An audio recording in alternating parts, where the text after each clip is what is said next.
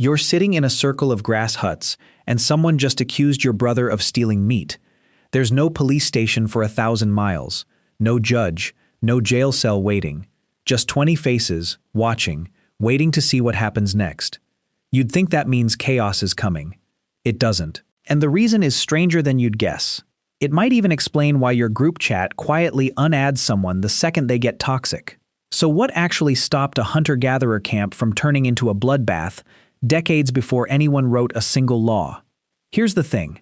For about 95% of human history, there were no courts, no written codes, no sheriffs, and yet small-scale societies didn't collapse into constant violence. They built something else instead, an invisible operating system for keeping the peace. Understanding it tells you something uncomfortable about your own social circle right now, because a lot of that ancient machinery is still running underneath your life, disguised as manners. Let's start with the first hard evidence.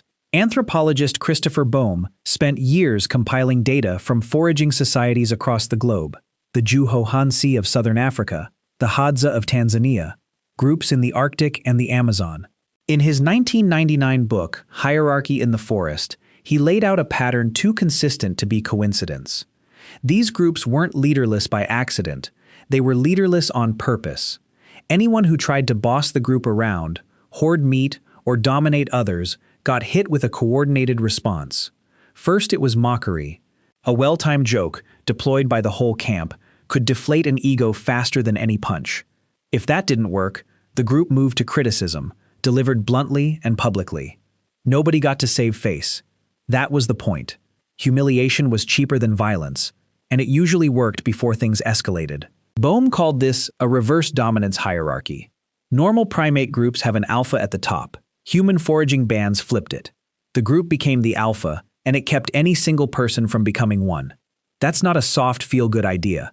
It's a functioning enforcement system, just built out of relationships instead of institutions. Now here's the complication. You've probably absorbed the opposite idea from pop culture, the caveman cliché, where the strongest guy with the biggest club just takes what he wants. Turns out that image is almost backwards.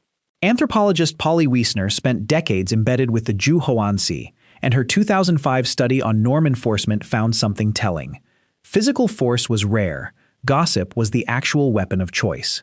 Wiesner documented how conversations around the fire, who did what, who broke a promise, who got greedy with meat, functioned as a constant, low-grade court session. No verdict was official, but reputation was currency, and everyone was trading in it every single night. A guy could be strong enough to beat anyone in the group physically and still lose, because 30 people talking about him behind his back was a force he couldn't punch. So the myth of the raw, rule-free wasteland doesn't hold up. There were rules. They just weren't written on stone tablets. They were written into what people were willing to say about you the moment you walked away from the fire. Let's talk about how far this system actually went, because gossip was just the opening move. If mockery and gossip didn't fix the problem, the next tool was distance. Ostracism.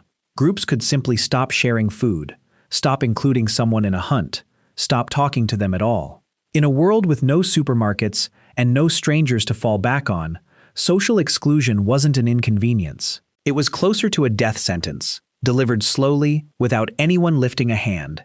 Ethnographic records from Arctic and desert foraging groups describe people who, after repeated offenses, simply drifted to the edge of camp and then out of it entirely, sometimes for good. But here's the question that should be sitting in the back of your mind right now. What happened when someone was too dangerous to just ignore? Somebody violent, somebody who wouldn't take the hint. This is where it gets darker, and where the evidence gets specific rather than vague. Some Arctic groups had a genuinely elegant workaround for disputes that stopped short of danger. They turned conflict into performance. The mid-20th century legal scholar E. Adamson Hobel documented Inuit song duels in his 1954 study, The Law of Primitive Man. Two men with a grievance, a stolen wife, an insult, an unpaid debt, wouldn't fight. They'd stand in front of the whole community and take turns mocking each other in songs they'd composed themselves.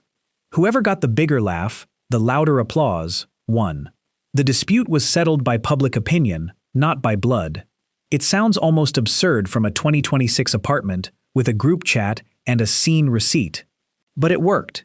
because both men still had to live in that same tiny community the next morning, and reputation was the only currency either of them had. If none of that worked, if someone kept stealing, kept threatening, kept putting the whole group at risk, there was a last resort, and it's the part that surprises people most. Execution, not by an angry mob in a chaotic frenzy, but by quiet consensus. Boehm's research found that in society after society, a chronically violent or manipulative member could be killed with the agreement of the group, often carried out by a close relative to keep the act from sparking a blood feud. It wasn't common, it was rare, and treated as a genuinely heavy decision. But its existence mattered more than its frequency. Even the threat of it kept would-be tyrants in line. This is where the story connects to something bigger than any one tribe. Primatologist Richard Wrangham, in his 2019 book The Goodness Paradox, argues that this pattern of coordinated, planned execution of bullies may have shaped human evolution itself. Chimpanzees, our closest relatives, occasionally kill rivals too, but usually in the heat of the moment, driven by raw aggression. Human capital punishment, by contrast, was cold, deliberate, and social. Wrangham's argument is that generation after generation of removing the most reactive, aggressive individuals from the gene pool may have quietly domesticated us. Not literally like a dog breeder. No one was running the experiment on purpose. But the effect, over tens of thousands of years, pushed humans toward being calmer, more cooperative, and better at reading a room than any other primate on Earth. Your instinct to sense when a conversation has gotten awkward? That might be a 50,000-year-old survival trait. So think about what you're actually looking at: gossip, ridicule, exclusion, public performance battles, and, only as an absolute last resort, execution by consensus. That's not lawlessness. That's a full justice system. Investigation, trial, sentencing, just running entirely on relationships instead of paperwork. But it's worth being honest here, because this system wasn't magic, and it didn't always hold. In 2016, a team led by paleoanthropologist Marta Mirazon-Lar published findings in Nature from a site called Nataruk, near Kenya's Lake Turkana. They uncovered the remains of at least 27 people from roughly 10,000 years ago, several with clear signs of violent death: arrow wounds, blunt trauma, hands apparently bound. It's one of the earliest solid pieces of evidence for group-on-group violence in the archaeological record, essentially an early war. So the social technology of gossip and ostracism worked brilliantly inside a group. Between groups competing over scarce resources, it offered far less protection. The system had a range, and Nataruk sits right at its edge. That contrast is the actual payoff here. Inside a band, humans built one of the most sophisticated conflict resolution systems in nature, using nothing but words and social pressure. Between bands, especially under resource stress, that same system could break down completely. The mechanism wasn't a universal peace treaty, it was an internal immune system, extremely good at neutralizing threats from within, much weaker at handling threats from outside. Boehm's reverse dominance hierarchy explains the peace. Nataruk explains its limits. And here's where it loops back to you, sitting wherever you're sitting right now. You still live inside that same invisible operating system. You've just swapped the fire circle for a Slack channel. Someone at your workplace who takes credit for other people's work doesn't usually get fired on day one. First comes the gossip, quiet, in DMs. Then the cold shoulder in meetings. Then, if nothing changes, actual formal consequences, which function exactly like that ancient last resort, rare, heavy, and only reached after every social tool has already failed. Online, it's even more literal. A person who behaves badly enough gets called out publicly, then quietly excluded from group chats, then, in the worst cases, banned outright. Different tools, same three-step architecture your ancestors were running 50,000 years ago around a fire. So the next time somebody gets quietly dropped from your friend group and nobody officially decided anything, that's not modern pettiness. That's one of the oldest conflict resolution systems humans have ever built, still running exactly as designed. Drop a comment, which would scare you more, being gossiped about or being frozen out completely.